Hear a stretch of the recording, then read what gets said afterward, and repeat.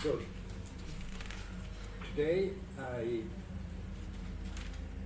like to speak about the relationship between the concept of form of life that we tried to define or begin to define yesterday, and the problem of subjectivity. Can I just ask, is the application really on, or is it just here? Yes, it seems. Yeah. There's a master volume in front. Is it okay? Can you hear it? I couldn't hear it. I'm sitting right Can you hear? Yeah. Better? Yes.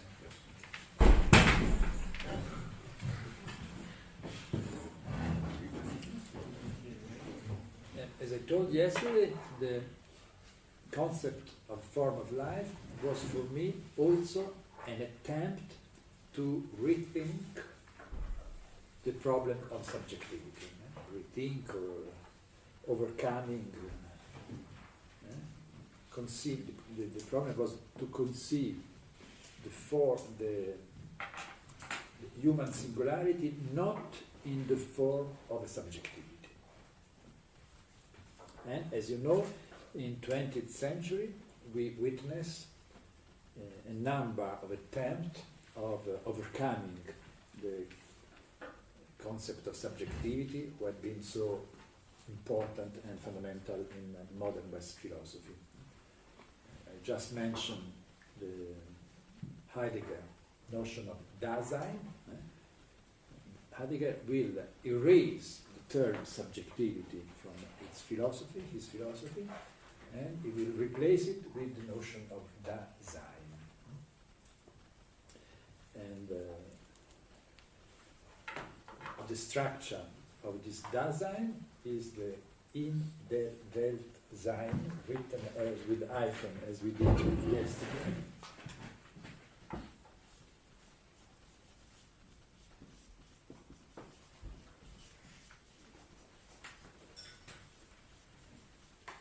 And here too, the hyphen emphasizes the fact that,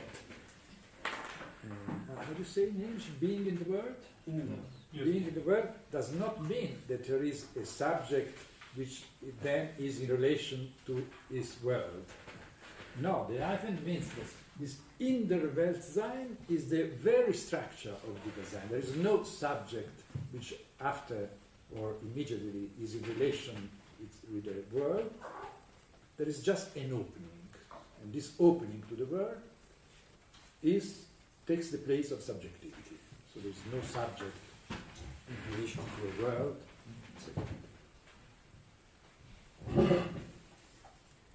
So in a way, Heidegger erases the very term subjectivity, but then erasing the term does not mean that you have really overcome the concept. In this sense, we have other philosophers like Deleuze and Foucault who will not erase the term.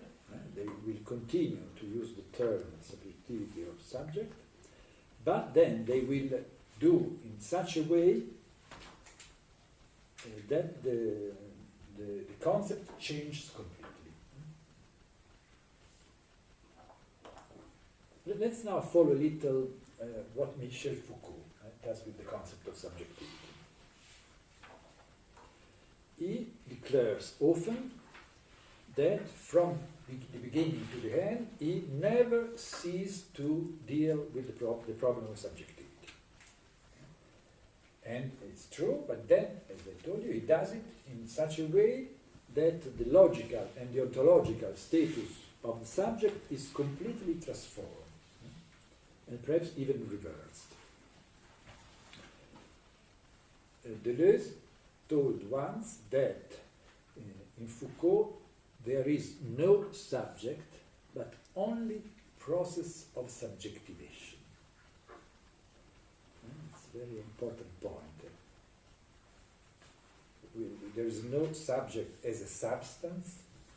We only witness processes of subjectivation, which never presuppose or end in a substance.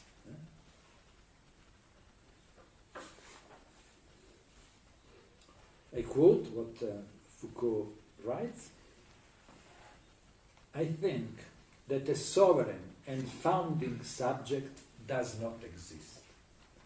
On the contrary, I believe that the subject is constituted through practices of subjection or through practice of liberation and freedom.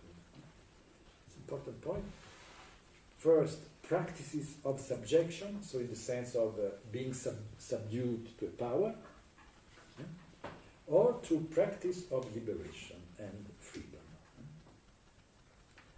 And we can say that for many years Foucault focused mainly with the first form, a subject constituted through form of subjection to power. There you have an individual who identifies himself with the subject, but at the same time, in this way, he subjects himself, is subdued to power. And so all his investigation on the disciplines, the form of power, etc. But then, in the last years, he focused more on the process of subjectivation through practices of self, self-liberation and care of self. So in a way, it's true that Foucault always coped with the problem of subjectivation, subject, but he did it in these two different forms. First, process of subjectivation, of subjection, and second, practice of liberation, care of the self, etc. But ontologically, they are equal. We have never a subject as a substance, as a founding and pre-existing substance, but always just a process of subjectivation.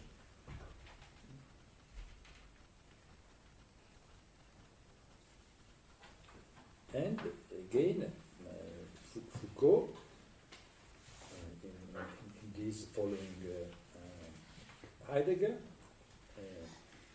locates the origin of modern subjectivism in Descartes, and he writes that Descartes' most proper achievement was to replace a subject which founds practice of knowledge to a subject constituted through ethical practices of self.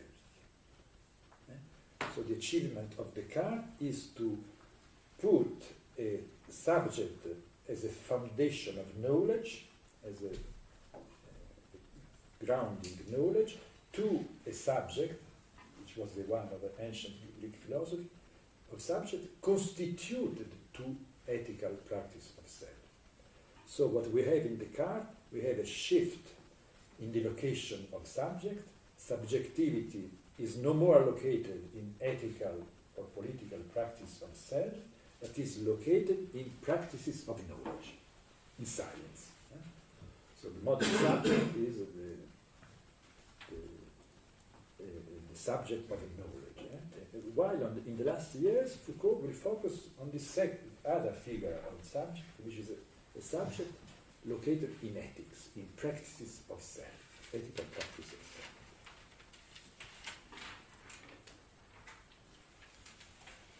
And we can say also historically this is partly correct. We can say Descartes, in some way, really did this. Posited a subject in a fundamental position as a subject which will found the possibility of knowledge and science. In reality, this is not completely correct. The shifting of the subject from the position in its location in ethics to its